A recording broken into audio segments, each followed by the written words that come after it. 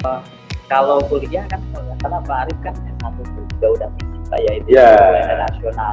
Terus S2-nya juga fisip lagi ya. Sebenarnya dulu itu memang udah cita-cita jadi politisi atau gimana Pak? Pak Arif mungkin perlu juga dalam pencarian dulu pendamping hidup itu seperti apa? Ini kan inspirasi Pak. Nanti teman-teman yang muda ketika kan harus karir kita dan sebagainya. Itu seperti apa sih kita Pak Arif sampai ketemu ibu?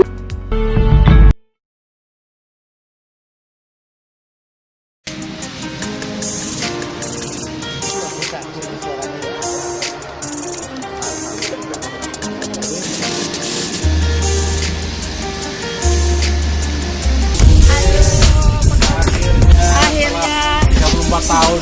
Masya Allah. Masih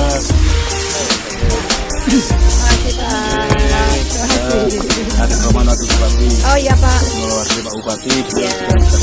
Terima kasih. Pak Direktur. Akhirnya setelah 34 tahun. Warga Kecamatan Kedung Tuban, Kabupaten Blora sangat antusias dan senang setelah pertanggal 1 Maret 2020 PT Kereta Api Indonesia kembali mengaktifkan Stasiun Wadu. Sebagai wujud pengaktifan kembali Stasiun Wadu, Wakil Bupati Haji Arif Rohman MSI bersama Kepala Stasiun Wadu memberangkatkan kereta api Blora Jaya secara bersama-sama untuk pertama kalinya.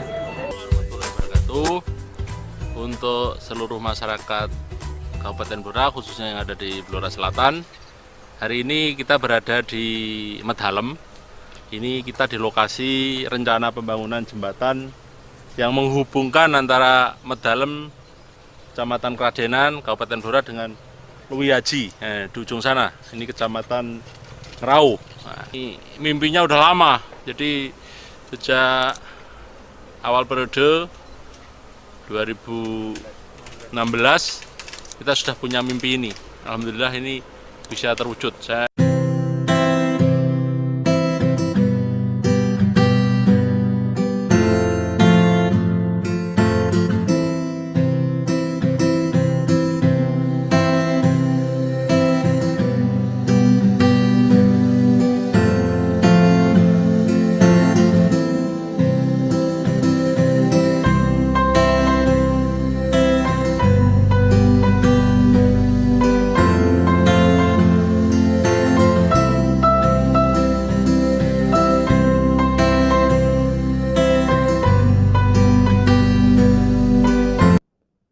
Perlu juga kayaknya kisah-kisah masa kecil Pak Arif juga.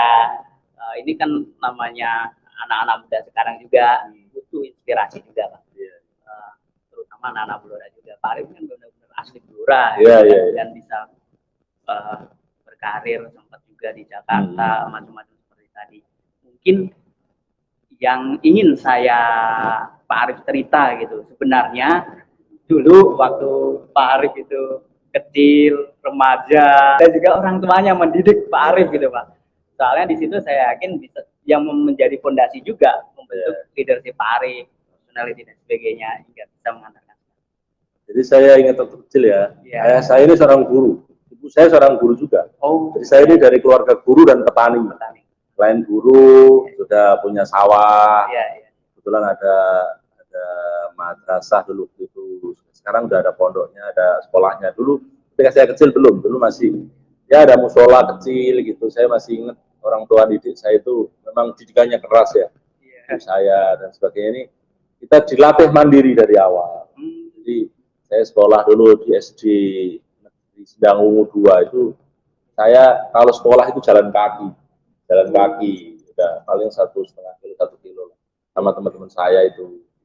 Bahkan kalau musim hujan itu jalannya dulu masih jelek, kita kadang udah lama kalau istilahnya orang dulu ya, nggak pakai sepatu itu, dan di sela-sela saya sekolah, saya juga harus ngaji di TPQ, di madrasah, orang tua yang ngajari. Jadi kita memang dari didikan dari sejak SD ini, karena ibu bapak saya ini seorang guru, bapak saya namanya Pak Ali Muhdor, kebetulan dulu sampai guru SD, dan juga ibu saya Sulini namanya, itu ya guru SD juga.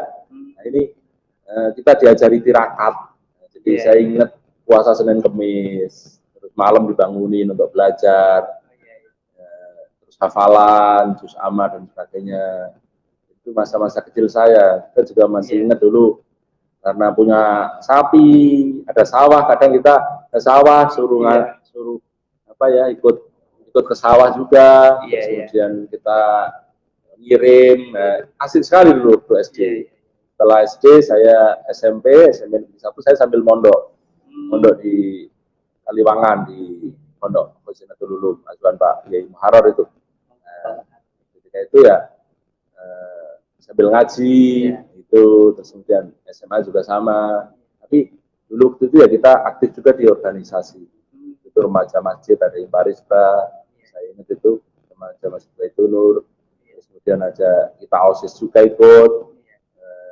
Jadi itulah, jadi tempaan binaan dari lingkungan yang memang keluarga pendidik, keluarga petani, kita istilahnya biasa udah perkoso ya. Jadi dari awal itu kita tidak dimanjakan, jadi ya sanggup ya seadanya.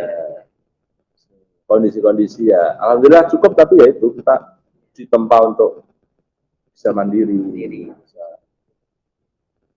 Nah, akhirnya saya pondok itu, jadi dari awal kita memang orang desa ya, orang desa yang tahu sekali kondisi petani itu kayak apa, kondisi guru itu kayak apa, yang memang ke depan harus kita benar-benar perhatikan. Jadi karena kita berasal dari bawah, tentunya tahu kondisi yang dihadapi di bawah. Ya, kalau tadi Pak, kan organisasi pasti itu sangat mempengaruhi banget dalam pembentukan leadership. Dulu kan sempat di OSIS di SMP, SMA, SMP, SMA. Waktu itu sempat nggak Pak? Mungkin ada pengalaman-pengalaman yang sangat berkesan gitu waktu jadi OSIS. Gerakan apa ya pasti apa? Jadi emang dari awal dulu saya tuh suka ngajak teman-teman, ngumpulin teman-teman. Kita ada katanya ini kita kemana, bikin kegiatan bakti sosial, bikin kegiatan yang itu ngumpul-ngumpul bareng, kita ke rumah guru-guru kita juga bagaimana teman-teman kita yang tidak mampu, kita turunan bareng, dan juga intinya kegiatan-kegiatan waktu itu asing sekali. Jadi terutama waktu di SMA, jadi ada remaja masjid, ada kemudian OSIS, nanti Ramadan kita bikin kegiatan apa, ke desa, ke kampung, kita juga sering lah bikin kegiatan-kegiatan yang waktu itu memang agak-agak lupa saya, tapi asing sekali. Itu menjadi pengalaman saya, termasuk di NU sendiri waktu masih pelajar saya ikut di itu Ikatan Putra NU itu, sekarang Ikatan Pelajar. Kita keliling kecamatan, kita itu bagaimana kita berorganisasi, ini anak-anak NU yang pelajar-pelajar ini bikin kegiatan, pelatihan dan sebagainya. Itu masa-masa waktu itu. Lanjut ketika kuliah juga sama, karena wataknya organisasi ya, kita terus berorganisasi terus. Jadi kalau di Jombang itu orang-orang anak-anak yang dari Blora yang kuliah di Jombang kita kumpulin, kita bikin kegiatan yang waktu itu variatif lah kegiatannya, kesenian, kadang ada pengajian, kadang ada bakti sosial dan yang lain. Dan itu berlanjut juga ketika di Jakarta, sampai akhirnya saya jadi wakil ketua umum IPNU. Ketika itu masih saya kuliah, itu pengalaman saya berorganisasi keliling Indonesia, jadi keliling di beberapa tempat, jadi tahu. Dan ketika pengalaman itu berlanjut ketika di kementerian juga masih ada beberapa organisasi yang kita ikuti. Itulah bahwasanya memang dunia kita ini kalau nggak kumpul dengan teman-teman ini rasanya apa gitu kan. Jadi harus memperbanyak jaringan teman. Nah ini ada yang mana kita suka ikut sampai sekarang. Jadi sampai sekarang juga tidak lepas dari kegiatan organisasi. Karena kita dari situ kan ada jaringan, ada pertemanan, saling membantu, saling memberi masukan, dukungan itu yang ini Pak, kalau kuliah kan kalau nggak salah Pak Arif kan S1 pun juga udah fisip Pak ya, itu internasional. Terus S2-nya juga fisip lagi ya. Sebenarnya dulu itu memang udah cita-cita jadi politisi atau gimana Pak? itu. Jadi itu mengalir saja. Soalnya kan saya dulu saya IPA sebenarnya. Oh gitu. IPA. Tapi terus terang ketika sudah kuliah eksakta ini hitung-hitungannya itu saya agak lemah lah. Wah, ini harus banding setir sosial gitu. Kalau di jurusan di jurusan fisip kan nggak ada hitung-hitungan matematika gitu kan. Kita karena tadi sudah keasikan organisasi sehingga wah ini harus banding setir. Dulu kan saya mencita-citakan bagaimana jadi insinyur atau jadi apa gitu kan. Gitu, Tapi terus banding setir. Waktu itu saya ambil fisiknya fisik HI ya. Saya bercita, wah saya ini nggak cocok ini kalau saya di eksakta ini. Soalnya hitung-hitungan aja lemah kan. Akhirnya saya pengen, wah nanti suatu saat pengen jadi diplomat, gimana kita menjadi duta negara ini ke negara yang lain. Begitu S2 ngambil fisik ilmu politik karena kepengen tahu apa lebih dalam soal ilmu politik ini. Perjalanan itu, jadi nggak bayangin lah dulu kita mau jadi politisi gitu nggak bayangin gitu. Saya kok bisa masuk di dunia itu, tapi prinsip saya itu karena di politik itu saya kira kalau kita serius jadi dengan di politik di pemerintahan kita bisa menghasilkan sesuatu hal kebijakan yang bermanfaat untuk masyarakat. Dibagi tugas lah, ada yang jadi insinyur, ada yang kok dunia saya kok keterusan di politik. Saya jadi ini Pak terkait dengan pilihan politik Pak Arif sendiri, kan di PKB. Sebenarnya itu bergabung di PKB sendiri Pak Arif itu sejak kapan sih, dan sebenarnya kenapa sih waktu itu partai banyak gitu, tapi memutuskan di PKB. Saya waktu itu ingat, saya itu dulu waktu kuliah di Jombang itu, kebetulan di kuliahnya di Darul Ulum, tapi saya terus masuk pesantren di Pondok Denanyar, Mamdul Ma'arif. Sehingga itu saya punya kiai namanya Gus Mujib almarhum. Jadi beliau ya sudah kayak sahabat akrab, pokoknya guru dan sekaligus mentor kita. Ada juga Pak Wazir dulu. Nah itu ketika itu yaitu habis kuliah terus kemudian saya ke Lamongan itu, di sana juga berkoordinasi. Waktu itu kita bikin forum pesantren agrobisnis. Jadi pesantren-pesantren kita kumpulin.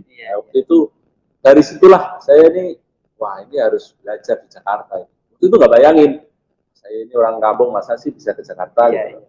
Dan ketika itu kebetulan kenalan yang ada, Gus Mujib, keluarga Pondok Denanyar, kebetulan ini pesantrennya Pak Muhammad Iskandar kan. Waktu itu kan dia masih keluarga Gus Dur.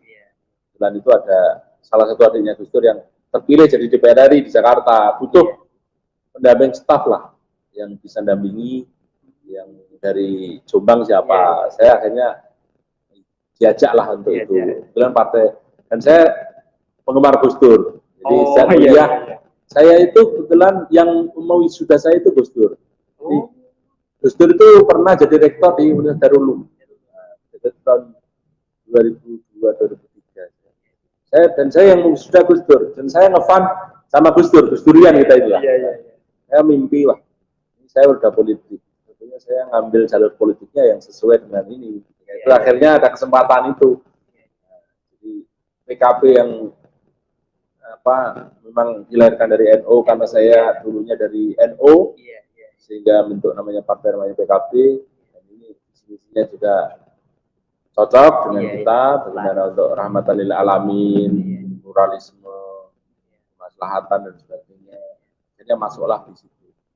Dan ya sudah, akhirnya bergabung di PKB karena memang sejarahnya itu tadi, karena saya dari Jombang, rektor saya dulu Gus Dur, saya penggemar Gus Dur, jadi saya berusaha mendekat, belajar dengan keluarga beliau, belajar banyak hal lah. Jadi, yang bisa diterima, dan bisa di DPR luar biasa itu. Kita orang kampung bisa bekerja di DPR sambil kuliah, itu rasa-rasanya ya sesuatu yang luar biasa.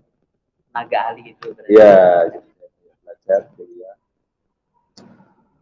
Kuliahnya berarti dulu itu mandiri, Pak. Ya, saya dulu kuliah itu ingat banyak yang nyponsori gitu. Saudara-saudara saya, teman-teman saya. Kebetulan saya waktu kuliah di S2 itu jadi ketua kelas. Ketua kelas, dan murid, karena kita pasca sarjana itu yang kelas sore ya. Jadi rata-rata udah pada bekerja, ada yang jadi pengacara, ada yang jadi bupati, ada yang dari itu. Saya banyak hanya teman-teman kadang bayangin namanya kuliah sore agak mahal kan. Ya sudah, bismillah aja, ternyata ada jalan juga. Jadi ada nggak beasiswa tapi mandiri, tapi kalau pas zaman waktu itu mau bayar kuliah ada yang banyak yang dibantu. Jadi itu luar biasa. Jadi alhamdulillah sampai lulus atas banyak orang yang ikut bantu kita. Pak Arif ini ngefans sama Gus Dur. Yeah. Dalam hal politik apa sih yang menarik, yang jadi inspirasi Pak Arif? Jadi beliau ini luar biasa ya. Iya. Strategi politiknya, strategi komunikasinya, Iya. strategi turun ke bawah. Mungkin kita belum ada yang bisa nandingi Gus Dur. Di atas dia bisa diterima, di bawah beliau bisa diterima. Iya. Jadi kalau ke kampung-kampung, kalau datengin Gus Dur itu, waduh, yang istilahnya beliau itu sudah dianggap sebagai wali lah. Dan sekarang kan terbukti, beliau ketika wafat yang mengunjungi kan luar biasa. Jadi politik Gus Dur ini politik rahmatan lil alamin. Beliau bisa diterima semua kalangan, tidak hanya Islam, non Islam. Bahkan ketika beliau jadi presiden, beliau bagaimana Tionghoa ada Imlek dihidupkan kembali. Jadi semua kalangan bisa nerima, ini kan sesuatu yang luar biasa. Beliau juga rajin ke bawah, ke kiai-kiai kampung, ke itu dulu bikin namanya forum kiai kampung dan sebagainya. Ini sebuah inspirasi anak muda yang istilahnya luar biasa lah. Jadi beliau bisa jadi presiden itu dulu kan orang nggak bisa bayangin. Dan ketika jadi presiden walaupun akhirnya turun, tapi kan punya gebrakan-gebrakan memisahkan fungsi bagaimana Polri, TNI, kemudian punya kebijakan-kebijakan yang untuk minoritas. Nah, ini harus kita teladani dari beliau. Bahwasanya seorang Gus Dur ini maha guru bagi kita. Jadi, melahirkan sekarang ada PKB, ada semua ini atas jasa beliau. Sehingga anak-anak NU yang dulu taruhlah sekarang punya peran di pemerintahan, dan pendiri deklaratornya sekarang jadi wakil presiden. Itu kan zamannya Gus Dur. Ma'ruf Amin ini kan dulu deklarator PKB, Dewan Surau PKB juga. Dan sekarang di pemerintahan. Di bawah juga banyak yang jadi bupati, wakil bupati dan sebagainya. Jadi, kalau nggak ada Gus Dur mungkin kita ini politisi NU ini belum tahu ya, karena berkat beliau mendirikan partai, terus kemudian sekarang bisa pluralisme dan sebagainya. Sekarang diteruskan di PKB ini ada Pak Bosimin, Pak Wil Iskandar. Ini perjuangan Gus Dur itu sekarang jadi program-program PKB yang harus kita yang buat kita ini semakin mantap bahwa politik Gus Dur ini adalah politik yang rahmatan lil alamin, yang tidak membeda-bedakan suku, agama, ras, golongan. Jadi semua kalangan bisa diterima. Itu yang membuat saya menjadi idola sama idola. Dan itu termasuk juga yang diterapkan Pak Mas Arif di Blora juga ya. Kan di Blora juga banyak komunitas. Kita juga sering ke Romo, ke gereja, kemudian Tionghoa. Ya, kalau ada Tionghoa meninggal itu saya usahakan harus melayat lah. Dan mereka harus kita ajak bersama-sama ini untuk membangun. membangun. Kadang kan apa ya, kalau nggak kita dekati merasa dikucilkan, Iya, itu harus iya. kita rangkul semua. Jadi betul-betul tidak ada diskriminasi dalam Iya. ini Pak ya, sama-sama warga Iya. Blora semuanya dirangkul. Ini Pak, ini terkait dengan pemimpin, biasanya kan ada yang mendampingi di sampingnya ini sangat berperan juga, terutama di keluarga dulu Pak. Pastinya Ibu sangat mendukung Pak Arif. Mungkin perlu juga dalam pencarian dulu pendamping hidup itu seperti apa. Ini kan inspirasi Pak. Nanti teman-teman yang muda ketika kan harus mendukung juga kan karir kita dan sebagainya. Dulu seperti apa sih kisah Pak Arif sampai ketemu Ibu? Jadi istri saya ini, si Ain ini, dulu teman saya kuliah, tapi waktu kuliah saya belum kenal. Oh gitu. Iya, iya. Di mana Saya teman tahu kuliah di Jombang, Jombang? tapi saya belum kenal. Jadi Iya, iya. waktu itu malah ketemunya pas di Jakarta. Oh, Nah, jadi saya lulus kuliah, saya lulus dari Jombang, terus Iya. kemudian saya di Jakarta. iya. Nah, saya ini juga bekerja di Jakarta karena keluarganya di sini. Jadi sama-sama mandiri lah. Iya. Nah, waktu itu ada teman yang mempertemukan lah. Oh, Terus dikenalin, terus kemudian ya akhirnya berjodoh itu. Jadi basicnya sama-sama. Jadi kita ini memang dari keluarga yang biasa kan gitu kan. Jadi, sama-sama ketemu sini karena saling mensupport, saling mendukung akhirnya itu. Jadi itu ya itulah, dan saya juga ketika awal saya tegaskan ke istri saya ini orang politik. Jadi kalau udah paham, jadi pulangnya kadang sampai pagi, kadang keluar kota lama dan sebagainya. Ini harus senang, harus kalau mau cari pasangan, kalau di dunia politik harus diterangkan dari awal. Ada yang tapi alhamdulillah sudah dari awal sudah sepakat. dalam Sama perantauannya. Jadi, oh ya, dari awal udah ini Pak ya, paham dari situ. Kalau sekarang dengan kesibukannya udah terbiasa jadi Pak ya. ya. Ya karena udah dari awal udah dijelaskan. Untuk anak-anak muda sendiri Pak Arif, pastinya teman-teman banyak juga mungkin yang nonton ya di Reputasi Channel maupun teman-teman muda yang ada di Blora gitu, yang ingin punya cita-cita mempersiapkan diri untuk menjadi pemimpin muda. Kalau tidak salah Pak Arif waktu itu diangkat jadi wakil bupati itu usia masih 34 atau 35 Pak. Tahu dia masih sangat muda sekali gitu. Dulu saran-saran atau mungkin yang perlu dipersiapkan buat Pak Arif itu apa sih buat teman-teman muda? Jadi sekarang ini banyak sekali anak-anak muda yang usianya masih 25, 26 sudah jadi politisi ya. Iya. Di DPRD, di DPRD Kabupaten, DPRD Provinsi, bahkan DPRD RI, dan juga menjadi pimpinan daerah. Jadi ketika rakyat mempercayakan, mengamani kita untuk jadi pemimpin, itu yang penting kita harus mampu berbuat untuk rakyat, untuk masyarakat sesuai dengan kemampuan tentunya. Kita harus hadir, rakyat itu harus ditemani, harus hadir. Jadi kalau mau jadi politisi sejak muda, harus bagaimana membangun jaringan komunikasi, silaturahim, ini harus dijaga. Polanya bisa macam-macam lah. Yang pasti ini kan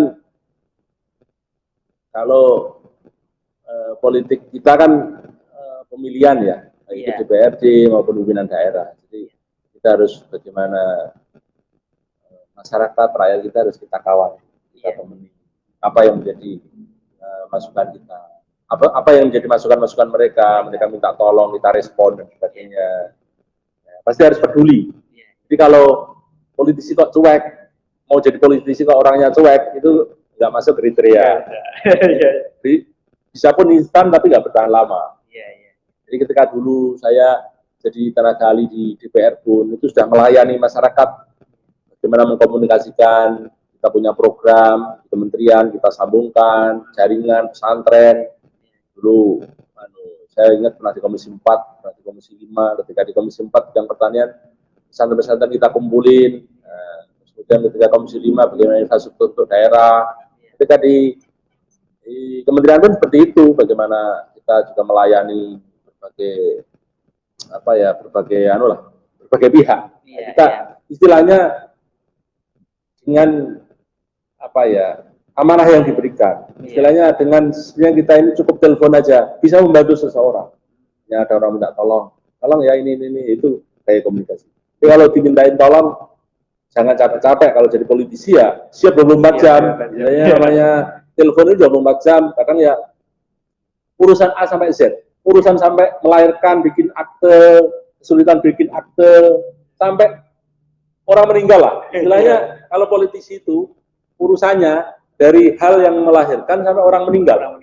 Itu pasti kita dianggapnya pasti kan mampu. Jadi Pak, aku ini kesulitan ngurus akte, itu harus hadir. Nah, terus nanti sekolah anak saya sekolah bisa dibantu enggak? Itu harus bantu sampai urusan pekerjaan, nganggur Pak, gini disambungkan, dikomunikasikan. Belum urusan-urusan yang lain, urusan bangun musola, masjid, urusan bangun madrasah dan sebagainya, sampai urusan-urusan hal yang ini meninggal, ini kesulitan. Ada orang Blora yang di Jakarta meninggal, ini mau pulangnya sulit, ya harus kita urusi. Kita punya jaringan ya tinggal telepon, ini tolong dibantu ya, biar jenazahnya bisa pulang. Ada urusan pemakaman, itu kita urusi. Jadi namanya politisi itu harus mau peduli. Jadi urusan A sampai Z harus kita peduli.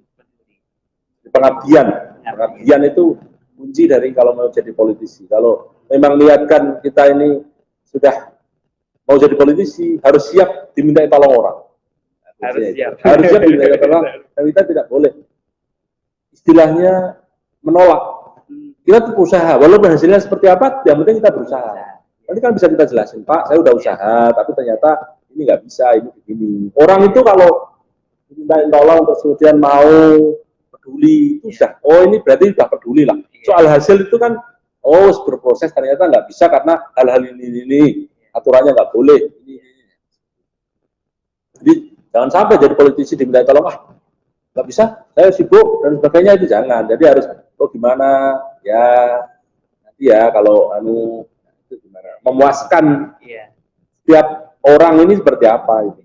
Apalagi levelnya nanti kabupaten, berarti anak kita ini seluruh rakyat Blora kan, urusannya apa harus diurusi. Makanya kita tadi melibatkan DPRD, ini kan nanti bisa diarahkan, nanti koordinasi dengan wakilnya ya, Pak Kepala Desa, Pak Camat dan sebagainya, nanti koordinasi sama Pak Kades ya, sama Pak Camat. Nah, ini kan tinggal kita memanage saja bagaimana ini orang berkomunikasi.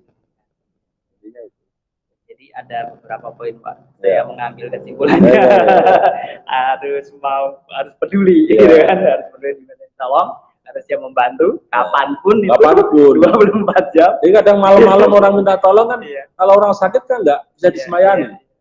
Pak ini Pak, saya ini saudara saya kecelakaan ini, sekarang di UGD nggak bisa masuk, tolong dibantu ya. Kita malam-malam telepon di rumah sakit, Pak ini tolong, ini ada tolong dibantu BPJS-nya atau apa. Karena kalau itu kan nggak bisa disemayani besok, ya posisi lagi di rumah sakit, masa kita mau semayani besok. Jadi, harus hadir setiap saat. Itu kuncinya. Politik itu kehadiran.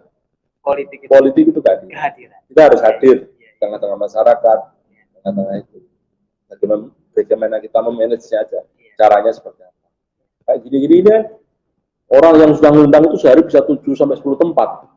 Bagaimana sekarang kita atur waktunya, karena mereka pengen dihadiri oleh kita, pengen disapa oleh kita, didengarkan masukannya apa, kita catat, kita kasih solusi mengatasi problem ini kayak apa, itu kan jadi harus hadir kita. Itu tadi adalah mempersiapkan untuk menjadi seorang politisi atau pemimpin, teman-teman semuanya yang masih muda.